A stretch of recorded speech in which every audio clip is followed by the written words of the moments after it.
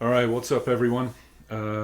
Definitely been what, a good 2-3 weeks since the last update video, um, and I was planning to put an update video out this past weekend.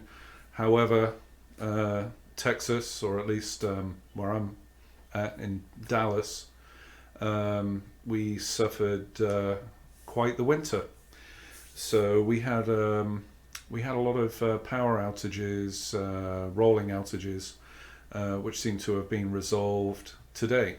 So I didn't want to run the risk of uh, putting a video together only to stop and then restart an hour later. So I figured I'd just wait until things have died down. So anyway, here we are, and I've been dying to uh, get a video together and show some of the progress that I've made in my new build. But before we get there, I do actually have a new release that I will be posting when this video goes out on YouTube. And it's a correction or a fix to the current forum build. So this will be 108.98. And a user on the Launchbox forum by the name of B-Movie Ben um, made me aware of an issue with visibility conditioning. It wasn't working with selected item videos and user-defined videos. So anyway, that's fixed. And as luck would have it, it was already corrected in my future build. So at least I didn't have to retrofit any code going forward. So just to let you know, there will be a new build going out on the forum as soon as you see this video being posted on YouTube. All right, so let's get into the good stuff. Yes. Let's do that. Let's go into 1090. Technically it's 1091, but that's okay. And actually, before I do that, I just want to prep. Yeah, I want to prep this because I was playing around with it. I was getting more and more adventurous. So, yeah, just give me one sec here as I kind of initialize this. That way you can see me do it from scratch. This is really cool. All right, I think we're good. All right, and one more, just for grins. All right. Sorry about that. Okay, so like I said, 1091. So some of the things I've done in here, again, it all revolves around adorners. I've made some changes to that. I'll go into that, and I'll go into this view. But I'm going to change the platform. I'm getting tired of seeing the same old startup platform here. We can go either GameCube or Wii or something different.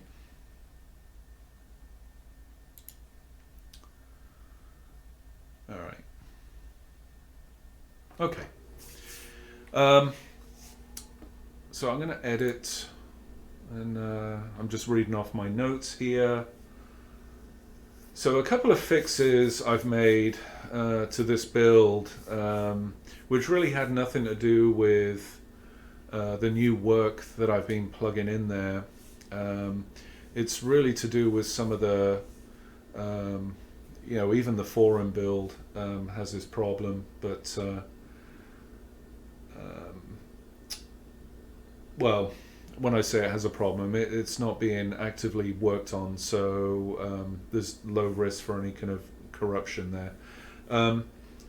When I put out a new build, and I've enhanced the internals, so when you build a view, the view configuration or the view properties are all stored in text files. You may have seen them in the subfolder. Now if I'm adding new properties or new default values for some of these properties, I have to construct a conversion routine, okay, so that if your project or your views or theme was created from an earlier version of the community creator, then it will go through a series of conversions. It will make sure that all your project files have been upgraded. And it's been like that for the longest time. And that's fine. There's nothing wrong with that process. However, I completely forgot to upgrade or convert the custom image configuration data files. All right. Like I said, not a risk with the current build on the forum because it's not being actively worked, it's just being fixed. Okay. So I'm not enhancing the internals, adding more properties and all this kind of good stuff. So it won't harm you there. However, I did engage the conversion of those custom image configuration files for this future build. Okay, so that's one thing. And then one of the animation assists, actually two animation assists for the spinning CD entering from the left or from the right. I noticed that just needed a slight tweak, so I've tweaked those built-in assist animations, and I'll show you that later on as I go through all the fixes. But anyway, all the new stuff, which I'm really excited to show you.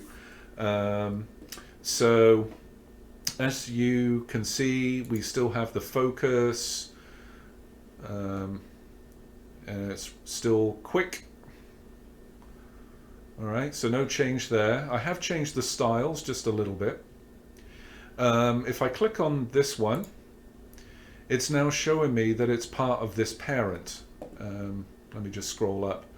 So this one here is text 1, this one's developer, but this continuation here is actually part of the developer. So what's actually going on here now is with these nested UI elements, as you click on them, if it has a parent, it will highlight the parent. So as you can see here, I selected developer. Well, its parent is stack 1.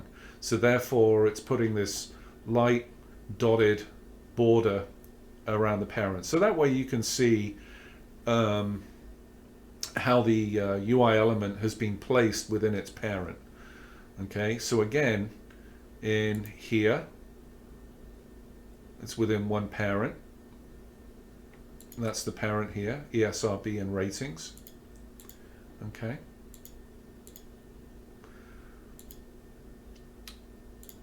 This is another parent. Click on the parent itself, it's showing this parent.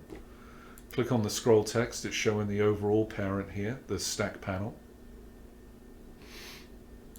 And this one does not have a parent. It's part of the primary canvas, if you will. All right. So yeah, some of those tweaks, and I've changed the style to reflect the current style when you select a UI element. Okay, and as you notice, I've now got the smart guides up and running, and that's not all. If I press and hold, I can drag. So now I can finally move UI elements around if you're allowed. Now what I've done here, I've tweaked things up a little bit compared to what I was doing in the last update video, was that just by clicking, when the mouse cursor changes to a hand, it means you can drag. And I've used this same technique over here. So when you press and hold, if you're allowed to drag, the mouse cursor changes to a hand, so you know that you can drag up and down. So I figured consistency is always a good thing. I liked how that was working over here, I'm doing it over here. So if it turns into a hand, you can drag. Over here, you can't. All right, and not only that, you don't see all the thumb handles being displayed here, and it has a slightly different style compared to this one. They're more the outline is more of a dash, a prominent dash, whereas this one is it's still a dash, but they're shorter dash lines. But like I said, it doesn't have all the thumbs in the corners and stuff, so you know that you can't move. But anyway, so that's all good. So like I said, you can move, and you can move via the keyboard. Finally, and it recognizes the edges. All right, so just like before, the only thing I can't do right now is resize. Okay, but I can alter the angle. Okay, and I can skew.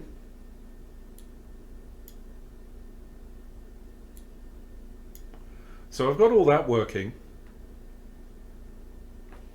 Let me just hit undo. 1, 2, 3. One more. 2 more maybe.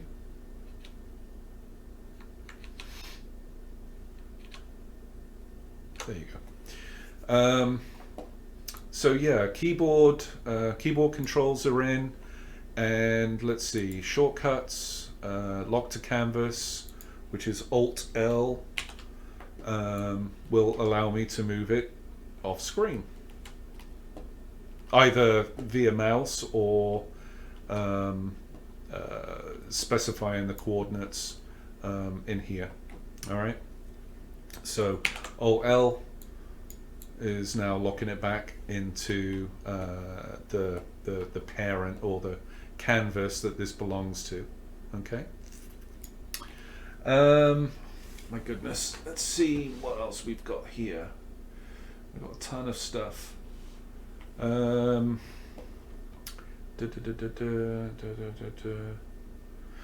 yeah. So let's see. Let me uncheck auto size for this UI element here, and I'm going to just put in a value of 220 for the width, and as you can see, it extended its parent as well. Now if I change it to auto size, you see that? What it did, it auto sized to the content of the label heading here, but it also came back with its rendered width, just for information, you know, just informational wise. Okay.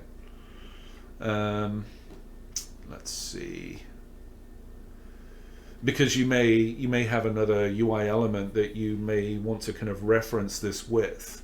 But anyway, this was its computed or rendered width for this UI element when auto size was checked. So I thought that was kind of cool. That was one of the things I mentioned that I was going to do in the previous video. All right, so those are some of the things. Now the cool stuff. All right, I kind of went overboard on this one, but it needed to be done. So what I'm going to do here, I'm going to add a new group, and then with a new group, I'm going to add a grid, which I have not utilized at all in any of these update videos. And again, a grid is one of these parent controls, dock, frame, grid, stack. Okay, and there are some others that I will add, but I just want to get the basics down first. So with grid, again, I can't resize using the mouse, so I'm going to have to do this manually. Let's see, 450, and let's do 350, or I don't know, 375. I think I got room. Yeah, I got room. So again, you know, we've got our wonderful grid lines or guides, smart guides, back in. And so what we're going to do with grid, we're going to start off real easy here. So the first thing I want to do is I've added backcolor to these parent controls, okay, and opacity. So it defaults to transparent. So I want black. Okay, so now we've got a black background within our grid, and like I said, you've got opacity, and anything that you add to this grid, this opacity value will be applied to, okay, because this is a parent control. And I'll demonstrate that once I actually I can demonstrate on this one. Opacity,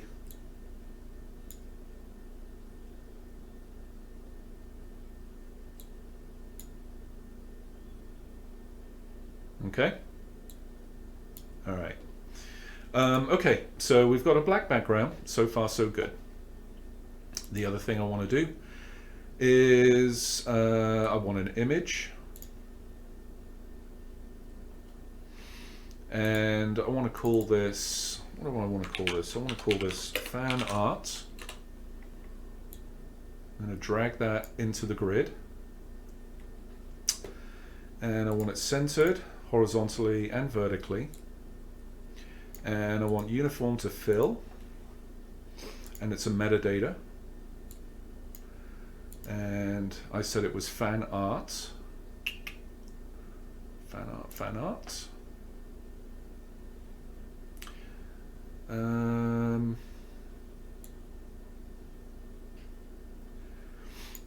And the one thing I haven't gotten to yet, if you notice the position here is 672, well, the parent is only a width of 450, so it's right off to the right hand side here. So I'm just going to reset the position manually. Again, you know, these things I will be addressing. I just haven't got there yet, so that you wouldn't have to keep doing this yourself. It will figure it out for you. All right. Let's see.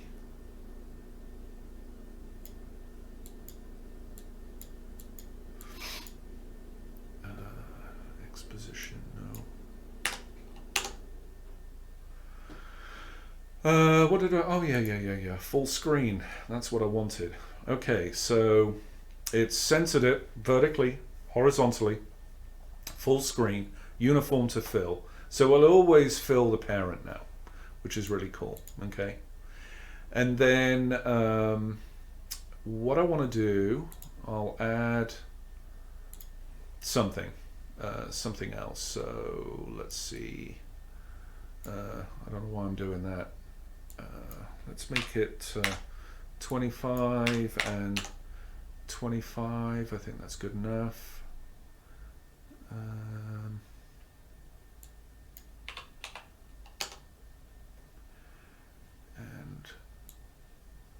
I'll add that into the grid. And again, its position, its X and Y position is defaulting. All right. So let me just change the height here. And let me change the color just so that it stands out a little bit.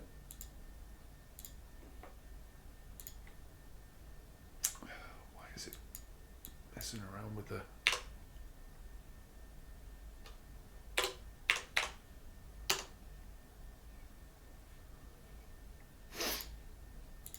Let me save this real quick. There was a little quirk in this. All right. So now I've got one UI element. Well, technically I've got two, but one is full screen and I can't click it. Okay. If the whenever you have a full screen image or video, it's not something that it's clickable, or a rectangle could be full screen as well. It's not clickable until you actually toggle and disable the full screen mode. So anyway, with this UI element,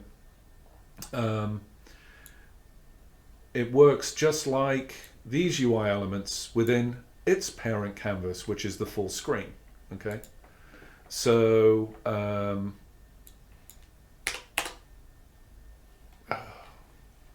What am I doing? Yeah, so with this rectangle here, it works in exactly the same way. All right.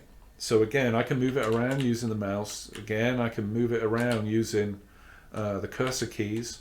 And you know, if I want to, I can angle it. Okay. Let me just hit undo. All right. So I want this to be at 10 and 10. All right. And because there's another feature or another function that's not working yet, I haven't got to it. I'm actually rewriting or addressing some of the features I put in an earlier version, and because I've changed the way in which the editor works, it's a more efficient process and a lot less code. I'm ditching some of the solutions that I had for my old editor. Okay, they're not applicable anymore. So I'm tackling that as I go. As I come across something, I'm like, oh yeah, that needs to be rewritten or it needs to be deleted. All right. So anyway, let me just mark the end position manually. So 420 is the end position. All right. That's its start position. So 420.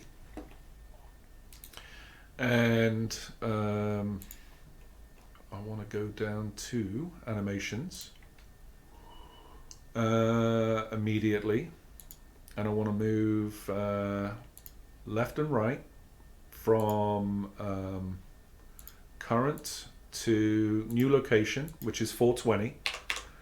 This function here, where you would click set, and you get to see the screen, and you can move like a ghosted image up and down, left and right, or change the width and height.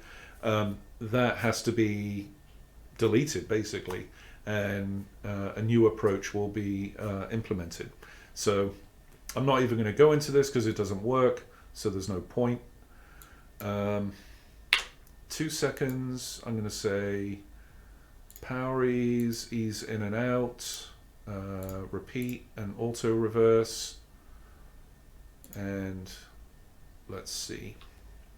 Now I can include animations if I so wish. So enable and then include. So now we have this rectangle being animated, and it's completely self-contained within this UI element. All right. And if I just save the progress right there, even when let me just close that, even when I resize the view, so this basically mimics how other people's desktop resolutions operate. So bigger or smaller, I'm running in 4K, so you could be running at 1080p or 720, for example. No problem. Animation position within this UI element is still absolutely fine. It's all being resized or rescaled as I would expect it to be. All right, just like everything has always been rescaled. All right, so we're going to go back in because we're not done, not by a long shot. Let me just get the guides. All right. So now I want to add another. I said that was fan art. This is rectangle. Okay, fine. I want to add another image. And this one I want to call, well, I'll call it CD.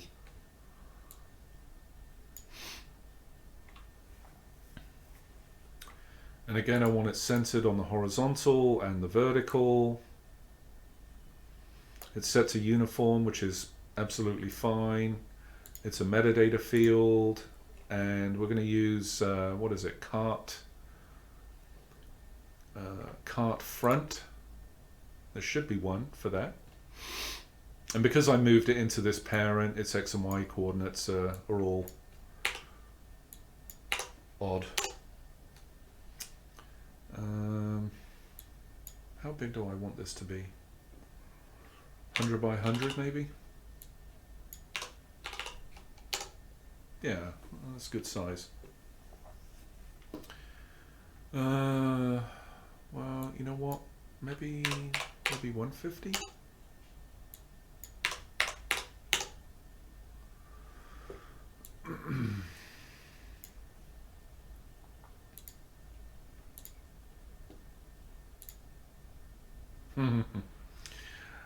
Yeah, you can mess around with this. You can say it's auto size and then set maximum if you want to do that.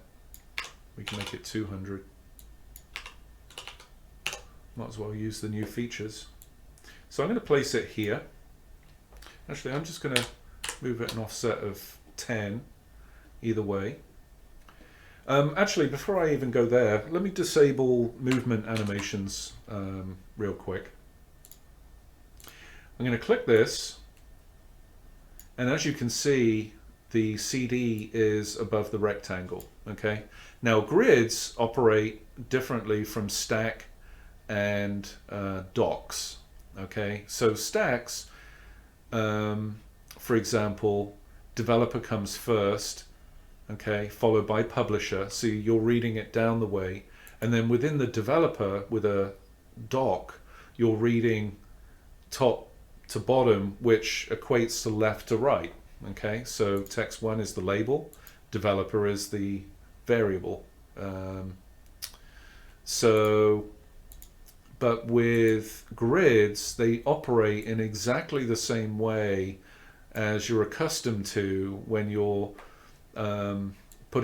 placing UI elements on the main canvas here. All right. So what that means is the higher up in the list for a grid, the closer they are to the foreground. The lower down they are on the list, the further into the background they are. Okay. So CD is above rectangle, so therefore CD is above rectangle. Now I can switch them the other way around.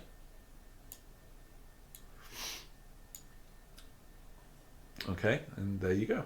You can see that the rectangle is now over there.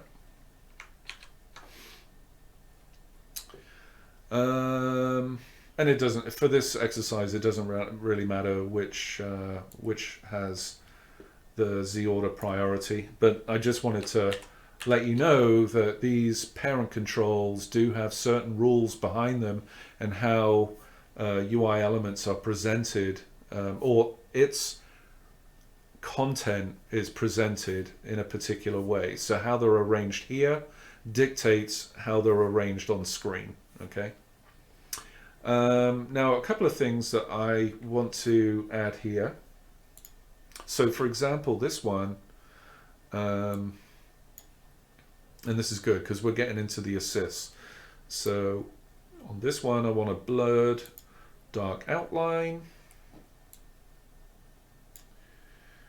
And the same is true on this one, blur dark outline. And again, I want this, I want it 10 from there. All right, just to give it a bit of a shadow. Now I want to animate the CD, and I mentioned that I fixed the assists for doing this. All right, so spinning CD, enter from the right,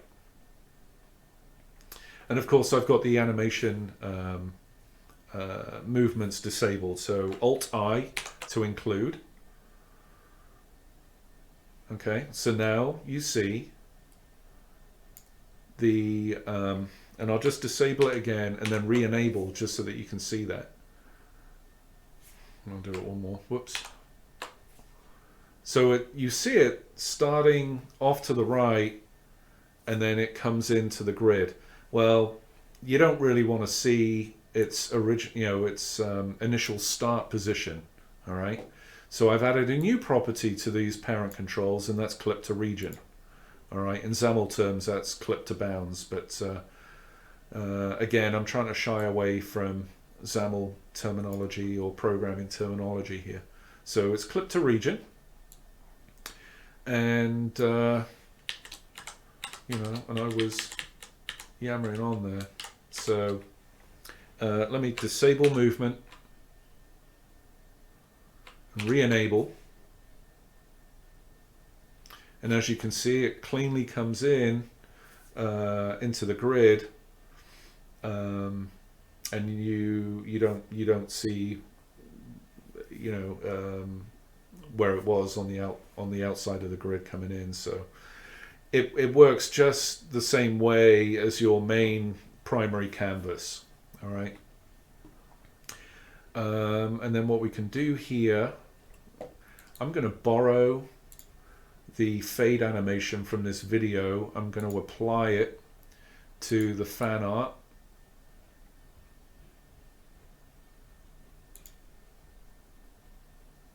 So it will fade in. The other thing I want to do too is add a, well, I guess I can use the same effect. So paste effect. There you go. Just for consistency, and I'll save it. And let me just put the app in full screen. So as you can see, we have our animated rectangle just bouncing left and right. We have our spinning CD. Let me pick a different game. Spins off. Fan art fades in. CD spins in and then spins up slowly. Spins out. Spins in. Spin up. All right. So that is Grid. And you know, obviously there are some little glitches here and there, but you know, I just wanted to demonstrate how easy it will be for those of you that wish to build these grids, and how you can move items around in these grids and so on and so forth. And like I said, it's basically just the same as moving these UI elements around the screen. That's how easy it's going to be. And actually, while I have all the movement animations running, if I click on this one that's spinning, you get a warning: cannot modify via the mouse unless the animations have been disabled. Uncheck include animations with movement via the menu bar. All right, which is here. All right, so I may have mentioned this in an earlier update video, is that especially with the balloons, in this view,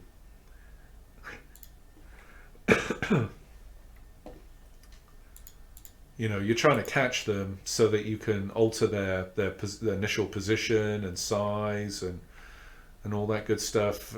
You know, that's impossible. You just can't do that. All right. So it just keeps giving you warnings until you finally cave in and say, okay, fine, I'll let me change the movement and disable them, and then that way I can change, you know, its initial position and all that kind of good stuff, and you can do whatever you need to do and then just simply switch everything back on again. All right, so that's how you do it. And I've added shortcuts so you can do it very, very quickly. But the whole point there is, you know, you shouldn't be chasing around UI elements on the screen and then try and resize them as you've already defined animations that move them around the screen. That's just crazy. So you know, I'm just giving you the flexibility, allowing all animations to be displayed within the editor, but the caveat is you can't go chasing them and clicking on them and grab focus and try and resize them or change their initial position. So just trying to give you different ways of editing this stuff without frustrating you any further. What else was there? So that was it for Grid. And I did mention that the spinning CD, I did tweak the animation sequence just a little bit from the assist. So that was coming in from the right. I also fixed the one entering from the left. And again, if I enable movement and save,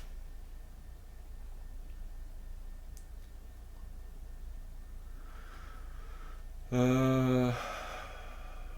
it do it? Did it do it? Did it do it? I just want to make sure it did it.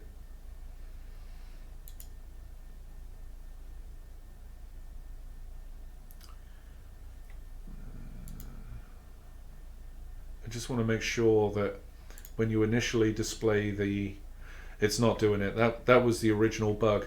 If you noticed, the placement of the disk was on screen. It should have been, before it's even visible, it should have been off screen to the left. So I'll tweak that animation sequence up for this one. I fixed it for coming in from the right. I just need to apply the same settings for this one. Let me go down to the assist, because it's not much of an assist if I'm giving you broken animation data. Yeah, so let me just disable movement animations, move it over here again. I want it kind of slightly offset, and then include. As you see, there it is, spins up. See, when the view initially comes up, the CD's not visible.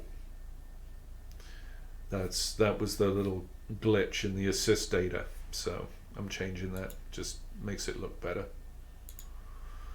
I think that was it from Adorner's UIElement, positioning, mouse, keyboard, Grid, a very important one, and how you can manipulate its child UIElements within a grid. I think that's very important. I have covered stack and dock in a couple of videos now, so I think you get the idea of how that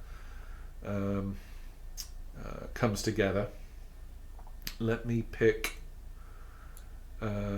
something else here. PlayStation 2, just different games. Yeah. And one more thing. So this was an enhancement request from Senfundog. If you're not familiar with him, you'll certainly be familiar with one of his, or a couple of his themes that he put together. They're absolutely unbelievable. But anyway, one of his requests were to enhance visibility conditioning, and I'll show you that right now. It was too large for me to retrofit backwards into the build that's in the forum, unfortunately, so you're just going to have to wait a little bit longer for this build to be finished, so you can take advantage of this particular feature. So yeah, if I go in here, I can pick anything. I can do the video, for example. Actually, I'll take the whole parent here. Okay, and I'm going to apply visibility conditioning to this. So what I'm going to do, I'm going to say it's visible or collapsed when let's say the I don't know, let's say the developer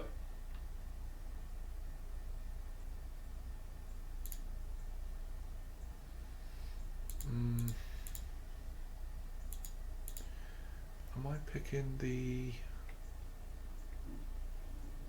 Game developer, that's it, in blue. I need to change these colors. These look great on my laptop, but you can barely see the ones that are blue. So I'll pick a different color, maybe a gold, to make the binding, the launchbox data fields stand out, because the ones in white are the elements on screen. The ones in a light blue, which is not very easy to see from my desktop PC, I'll change to a different color so that you can determine which is which. But anyway, what did I say? Game developer, property, value. Now this is new. So I'm going to say if it equals Capcom.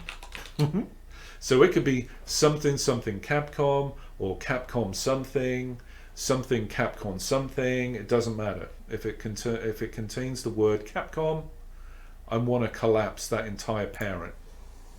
All right. It doesn't do it in the editor. I just save it, and it didn't do it.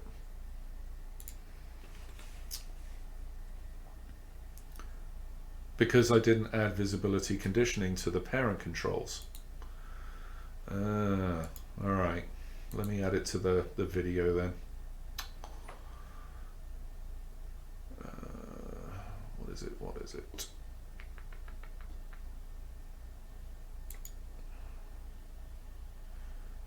Was it layout? Is it appearance?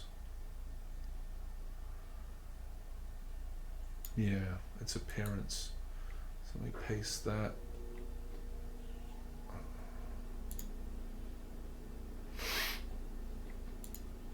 And let me just get rid of the visibility conditions from here. Well, that'd be a bummer if this doesn't play out. Yeah. Okay, so note to self. Add the visibility conditioning logic to the parent controls. Clearly I haven't done that. But, so let me just hop back in again and go into visibility conditioning. So I said the video is visible, but it's collapsed when the game developer value contains Capcom. All right. Now you can do other stuff. You can say maybe the video isn't displayed. Actually, let me just take that whole thing out, and let's go with this one. So we could say if yeah, we could do this one. So we could say community rating is visible, but it's collapsed when what is it? User rating? Is it user star rating? User rating value is greater than 0. Okay? And I want to copy that condition and apply it to the stars as well. Paste appearance. All right. Now, obviously this game has got no ratings, but I know I have got some games in this list, like the SSX games, for example.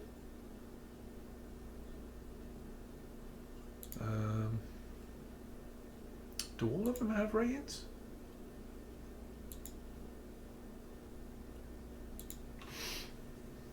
No.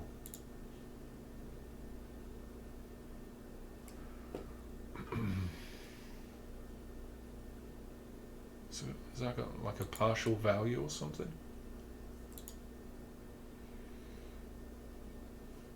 Oh, I wonder if it's null. It's always something. And user rating. Oh, and I don't have a not equal.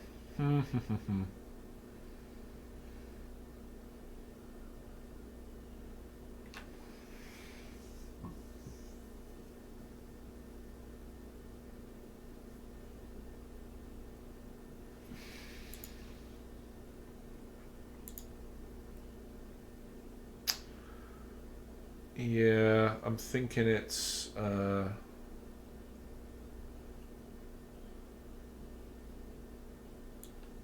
let's do this. Let's make it more interesting. If it's greater or equal to 2, all right, which is something that you cannot do in the current build, all right, because you would have to say if it's 2, if it's 3, if it's 4, you know, but you're not getting those ranges. I want to copy the same condition, paste, appearance. All right, and let's just refresh our memories. So if I have a user rating of 2 or greater, then I don't want to see the community rating. All right, so that's the rule. So I don't have one here, but SSX I should have more than 2 because I love those games. There you go. SSX. Yep. Giving them 5, and of course 5 is greater than 2. Am I giving any of these like a partial? Probably not. It's either no rating or a 5. Yeah. All right. Well, but anyway, you get the idea. So yeah, now that you've got more control over this kind of stuff, so you can make images appear if a community rating is within this value and this value, a different image if it's between this value and this one, you know, all kinds of stuff that you want to do. Or possibly you want to say, hey, if genre contains action, I want this image to be displayed and possibly animated, or an animated GIF being displayed. If genre contains shoot 'em up or shoot or whatever you may want to kind of put in there. So yeah, you've got a lot more control now over visibility conditioning, which is kind of neat. So again, it's in a future build. It was too much work for me to copy it backwards into the forum build. And I think that kind of wraps it up.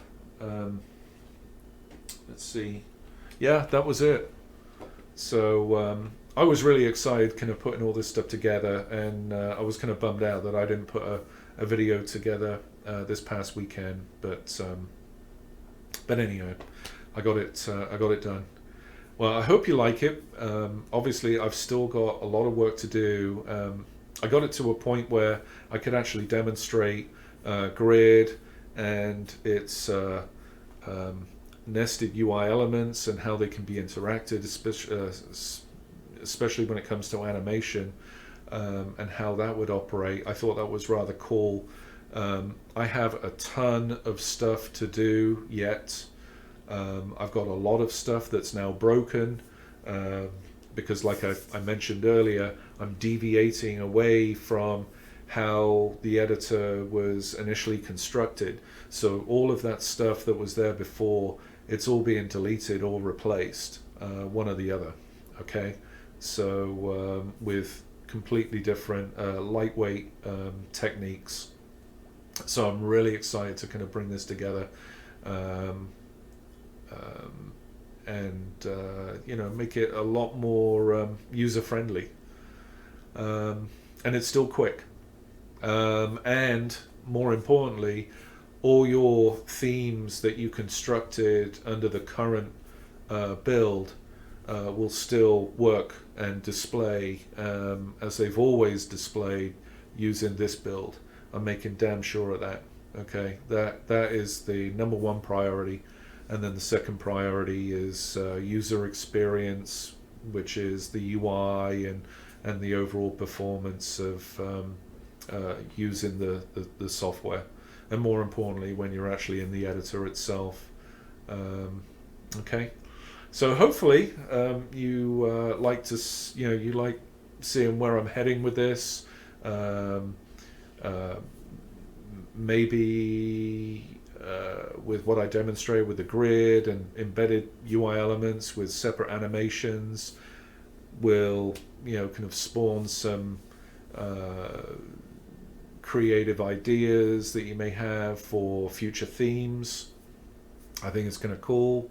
I've got some myself, but unfortunately I've got to focus on finishing the code in before I get back into doing some theme creation.